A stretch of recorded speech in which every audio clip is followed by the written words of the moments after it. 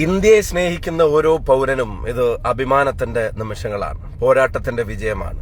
ഇന്ത്യയുടെ യുവതക്ക്, ഇന്ത്യയുടെ വിദ്യാർത്ഥി കരുത്തിന് എന്റെ സല്യൂട്ട്, നമ്മുടെ സല്യൂട്ട്.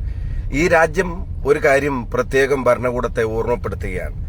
അധികാരത്തിലിരിക്കുന്നവരുടെ ശക്തിയേക്കാൾ വലുതാണ് ജനങ്ങളുടെ ശക്തി എന്ന് മറന്നുപോയവരെ ജനം അത് ഓർമ്മപ്പെടുത്തിയിരിക്കുന്നു. യുവത അത് ഓർമ്മപ്പെടുത്തിയിരിക്കുന്നു. വിദ്യാർത്ഥികൾ അത് ഓർമ്മപ്പെടുത്തിയിരിക്കുന്നു. പട്ടിണി കടന്നും ലാത്തിയടിയേറ്റും ടിയർ ഗ്യാസിങ്ങിനിരയായിട്ടും പെല്ലറ്റുകൾ ഏൽക്കേണ്ടി വന്നിട്ടും ഡൽഹിയുടെ തെരുവുകളിൽ, രാജ്യത്തിന്റെ തെരുവുകളിൽ ഒട്ടും വീര്യം ചോരാതെ പോരാടിയ യുവതയുടെ വിജയമാണ്, വിദ്യാർത്ഥികളുടെ വിജയമാണ്. ആ സമരത്തിനങ്ങൾക്കെല്ലാം നേതൃത്വം നൽകിയ, രാജ്യത്തുടനീളം നേതൃത്വം നൽകിയ, തെരുവിലിറങ്ങിയ, മനസ്സുകൊണ്ട് ഈ സമരത്തിനൊപ്പം നടന്ന, പ്രതികരണങ്ങൾ നടത്തിയ എല്ലാവർക്കും സമരാഭിവാദ്യങ്ങൾ.